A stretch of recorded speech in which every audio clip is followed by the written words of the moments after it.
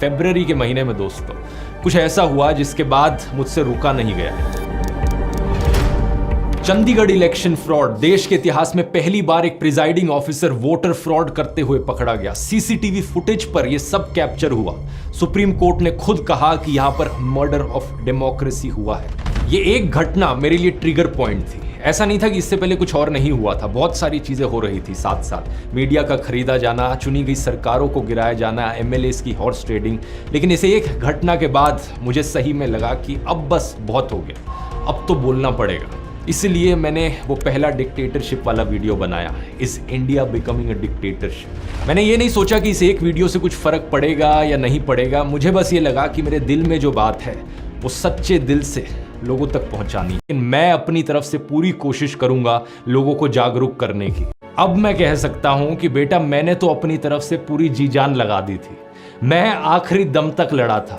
शायद मेरी कोशिश नाकाम रही, लेकिन मैं आखिर तक खड़ा रहा देश के लोकतंत्र की आवाज उठाने के लिए। और पता है क्या, मैं अकेला नहीं था। मेरे साथ इसी कोशिश में देश के करोड़ों लोग और खड़े थे। पिछले 1-2 महीने में रिलीज किए गए वीडियोस इतिहास के पन्नों में हमेशा एक सबूत बनकर रहेंगे। भारत और दुनिया भर के कई अखबारों में हमारे इस संघर्ष की चर्चा छपी। France 24, the Economist, Al Jazeera, Time magazine, the Telegraph, the Print, Economic Times. Telangana का एक ये वीडियो सामने आया जहां बीजेपी के कुछ मेंबर्स प्लानिंग कर रहे थे कि मुझे कैसे रोका जाए। तो उनमें से एक कहते हैं कि ये ध्रुव राठी हमेशा फैक्चुअली करेक्ट होता है, कॉन्स्टिट्यूशनली हमेशा करेक्ट होता है।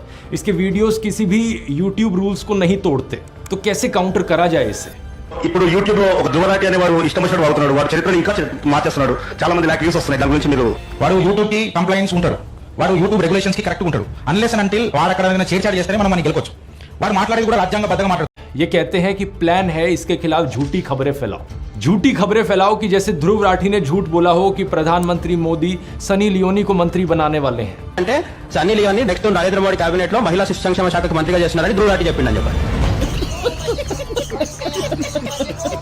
दैनिक जागरण जैसा अखबार तक मेरे खिलाफ झूठी खबर फैलाने लगा कि मेरी चाइना से फंडिंग आती है। ये वही अखबार है जिसको मैंने पहले भी अपने एक वीडियो में एक्सपोज किया है। इतनी झूठी खबरें छापते हैं ये। एक बार ऐसे ही इन्होंने इंडियन आर्मी के बारे में भी फेक न्यूज फैलाई थी। खुद हमारी आर्मी ने उस फेक न्यूज को डिबंक किया था। ऐसे ही इस अखबार ने किसानों के बारे में फेक न्यूज फैलाई थी कि किसानों की रैली में पाकिस्तान जिंदाबाद के नारे लगे। इस खबर को छापते वक्त इन्होंने अपने पैरा में यह भी लिख रखा था कि हालांकि इस खबर की पुष्टि नहीं हो पाई है। इसका क्या तुक बना? मतलब फिर खबर छापते ही क्यों हो जब इसकी पुष्टि नहीं हो पाई है? तो ऐसे तो मैं भी कह दूं कि दैनिक जागरण का जो मालिक है वो एक आतंकवादी है, हालांकि इस खबर की पुष्टि नहीं हो पाई है। नहीं, मेरे बारे में भी तुम लोगों ने यही लिखा है ना, चीन से फंडिंग की आशंका। मैं भी कह देता हूं, जागरण अखबार की पाकिस्तानी आतंकवादी से फंडिंग की आशंका, हालांकि इस खबर की पुष्टि नहीं हो पाई है। मशहूर लेखक सहादत हसन मंटो की एक लाइन याद आती है, कोठे की एक तवायफ और एक बिका हुआ पत्रकार एक ही श्रेणी में आते हैं, लेकिन इनमें से तवायफ की इज्जत ज्यादा होती है। ये बात बिल्कुल सही है, क्योंकि एक तवायफ तो सिर्फ अपने शरीर को बेचती है। ये बिके हुए लोग अपने जमीर को बेचते हैं, अपनी आत्मा को बेचते हैं, अपने देश को बेचते हैं। ये लोगों के मुद्दों की हत्या करते हैं और देश के साथ दगा करते हैं। ऐसा नहीं है कि ये सब देखकर मुझे कुछ हर्ट फील होता हो, क्योंकि अब इन सब चीजों की आदत हो गई है, लेकिन दुख जरूर होता है। दुख होता है कि ये कैसा कल्चर बना दिया है इन्होंने देश में। कहां तो हमारे उपनिषदों में लिखा है कि विचारों को हर दिशा से आने दो, और आज 2024 में ये ऐसे बिहेव करते हैं कि अगर आपका पॉलिटिकल ओपिनियन इनसे अलग हो जाए तो आप इनके लिए जानी दुश्मन की तरह बन जाते हो। एक डेस्परेशन है इनकी तरफ से कि अगर किसी का विचार इनसे नहीं मिलता हो तो उसे किसी ना किसी तरीके से देशद्रोही दिखा दो, फॉरेन फंडेड दिखा दो।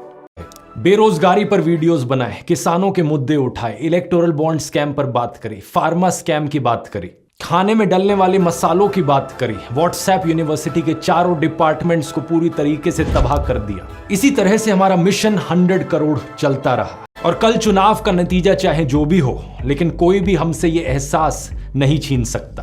और अगर कल इंडिया अलायंस की भी जीत हुई तब भी ये सिलसिला थमेगा नहीं, क्योंकि इतना तो है कि देश में ध्रुवीकरण कम होगा, तानाशाही के काले बादल छट जाएंगे, लेकिन ऐसा नहीं कि अचानक से सब कुछ सही हो जाएगा। एग्रीकल्चर में प्रॉब्लम्स हैं, बेरोजगारी का इशू है, पोल्यूशन एक मेजर समस्या है। सभी प्रॉब्लम्स को हाईलाइट करते रहना होगा, जो भी सरकार हो उनसे जवाब मांगते रहना होगा। देश को बचाने के इस संघर्ष में कितनी सारी वुमेन जर्नलिस्ट ने जमकर भाग लिया। पूनम अग्रवाल, मनीषा पांडे, निधि सुरेश, आरफा खानम शेरवानी, फेड सुजा, मीना कोटवाल, सर्फप्रिय सांगवान, प्रज्ञा मिश्रा, फातिमा खान, मीरा देवी, कुमकुम बिनवाल और भी जाने कितनी सारी जर्नलिस्ट केवल मेट्रो सिटीज में ही नहीं बल्कि ऑन ग्राउंड लोकल रिपोर्टर्स भी। पत्रकारों के अलावा वुमेन इन्फ्लुएंसर्स ने भी एक अहम रोल निभाया। डॉक्टर मेडुसा, रैंटिंग गोला, कबीरान, गरिमा, नेहा सिंह राठौड़, किसी ने जोशीले अंदाज में अपनी बात रखी तो किसी ने सैटायर में तो किसी ने गाकर। जो on ground public reaction videos होते हैं उनमें कितनी ही औरतें बड़े कॉन्फिडेंस से बोलती हुई दिखाई दी।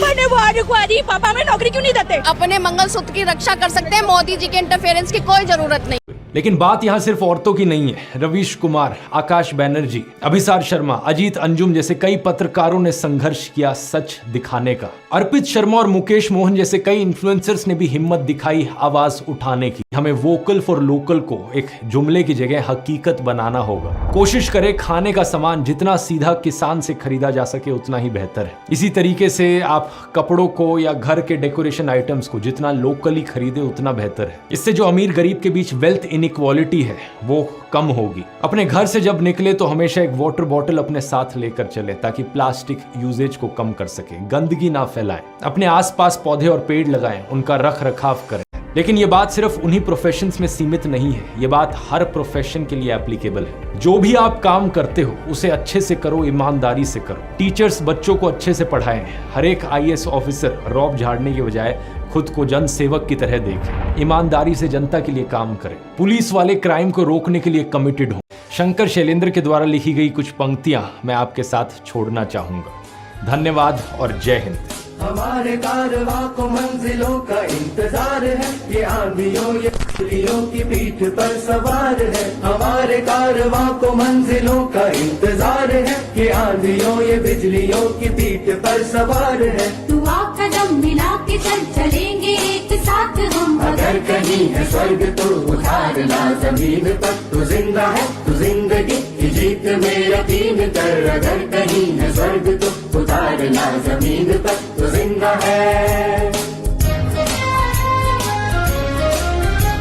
बुरी है आग पेट की, बुरे है दिल के दाग, ये न दब सकेंगे एक दिन बनेंगे इनकलाब। ये बुरी है आग पेट की, बुरे है दिल के दाग, ये न दब सकेंगे एक दिन बनेंगे इनकलाब। ये गिरेंगे जुल्म के महल, बनेंगे फिर नवीन घर। अगर कहीं है स्वर्ग तो उतार ला जमीन पर, तू जिंदा है तू जिंदगी की जीत में यकीन कर। अगर कहीं है स्वर्ग तो उतार ला जमीन पर, तू जिंदा है।